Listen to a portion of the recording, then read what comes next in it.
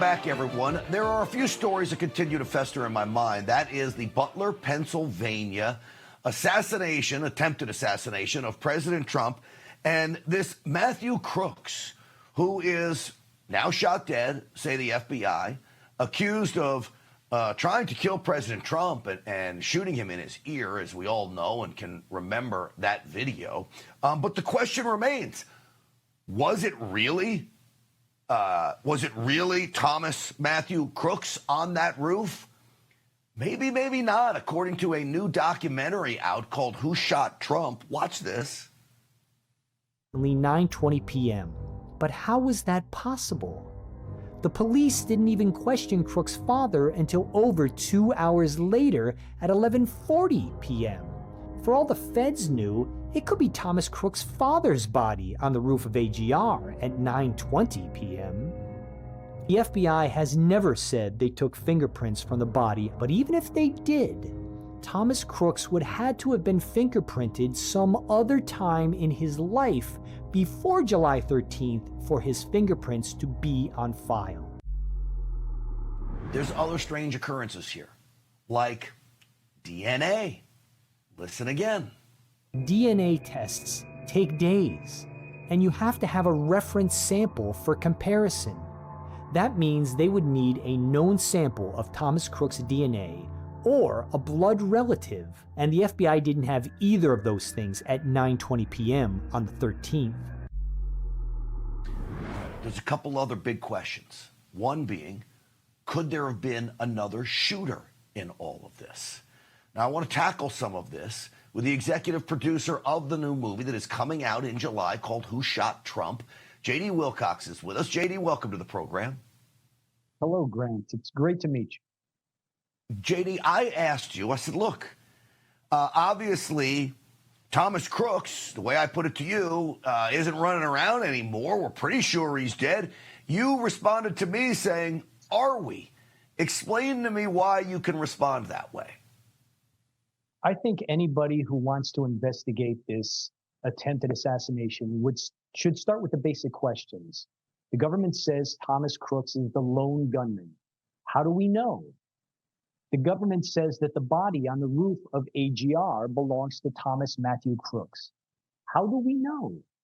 As far as I can tell, the federal government, the FBI, and the Congressional Task Force have provided no evidence that that body is Thomas Matthew Crooks.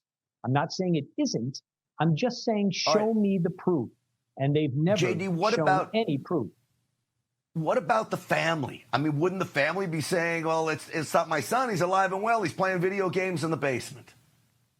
I'd love for the Crooks family to say that that body is their son, but I can't find any statement of any kind that the family has made. They've hired a very high-priced lawyer, but they've stayed silent. And as far as I can tell, there was never even a funeral or any kind of memorial service. Oh, and by the way, the body was quickly cremated with the express permission of the FBI a couple days after the assassination attempt. So we can't even take that body back now and do DNA testing to find out who it really is because it's been destroyed. The cremation was very odd in my mind that it happened so quick. Now, part of your documentary, you spent a lot of money. You had experts come in and you did 3D graphing of the site. We'll show some video of what you actually did. Now, after you and your experts review this, go ahead and put it up, guys, if you can. After you and your experts review these 3D images that you create, you raise the question and you say you may have proof. I put may in there, but you may have proof that there was a second shooter. Lay this out for me. Okay, so what the viewers are seeing right now is the photogrammetry model that we created based on the Butler Farm Show. And this isn't Google Earth. We actually had specialists photograph and scan the entire area with lasers. And then we assembled all that data inside a computer, and the computer creates a hyper accurate 3D model of the entire area, all the buildings, the bleachers, all the farm equipment that was placed to prevent snipers from shooting at Trump. This view that you're looking at right here shows just sort of a general view from the fence line between the Butler Farm Show and AGR. But I also sent you another picture that shows what the shooter would have seen from his perch on the AGR roof. I don't know if you have that, but if you can go to that, right. one of the interest, that's it right there. So if you can, so I know it's hard to see that gray figure standing on the stage. That's President Trump down there. And this is much better than the shooter could see because this is magnified. This is about 10x magnification. The shooter would have been 10 times farther away. So Trump would have been even smaller on the stage. And this picture from our model answers a big question that I've had for a long time. How come Crooks shoots Trump when he's standing, but when he's laying on the stage with a whole bunch of Secret Service personnel piled on top of him, Trump doesn't get shot again, and none of the Secret Service people get shot again. And that's because you can see from this picture, when Trump is laying down on the stage, this grandstands and this farm equipment actually block that shooter's view of Trump. All So right. he couldn't shoot Trump when Trump is lying on the stage. That's why he ended up shooting Corey Comparator, who's in those stands between Trump and the shooter. And what leads you to believe then that there was another shooter that would have shot at President Trump? Excellent question. So in looking at this 3D model, we not only found places that shooters couldn't shoot from, but we found several that they could shoot from. And then we started investigating those possibilities. If a shooter could be here, do we have any evidence that they were there? And we have uncovered forensic and photographic evidence of one bullet that could not have been fired from the perch on top of AGR where the dead body was found. There's at least one bullet that could not have come from that area. And we will present that evidence in the movie. And it's not my theory. It's not my feeling.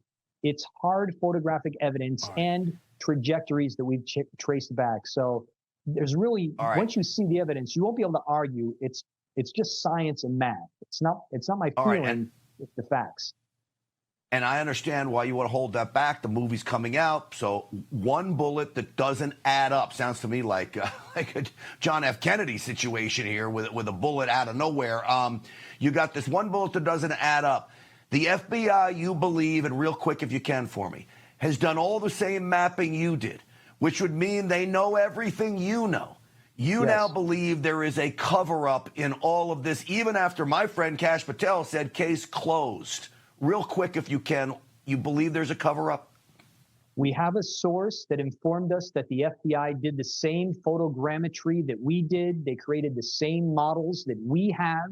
And if I know that there's evidence, strong evidence of a second shooter, that means the FBI knows it. And they've been sitting on that evidence for almost a year, just as I have. I did my photogrammetry in September. They did theirs in July. So they've had that knowledge even longer than I have. And their model is probably even better. So they know what I know. And I know there's evidence of a second shooter. The FBI, maybe they're hiding this from Kash Patel. I can't believe that he knows what I know and he wouldn't say something about it. But if he doesn't know, he'll know on July 13th when we show this to the world. All right, and that's going to be shown not far from where I broadcast from in the famous Texas Theater. I mentioned JFK. That's where Oswald was ultimately found. I appreciate you coming on, J.D. Wilcox, and giving us a little preview of this. We'll be watching July 13th when Who Shot Trump comes out, premiering at the Texas Theater right here in Dallas, Texas. J.D. Wilcox, thank you. Thank you, sir.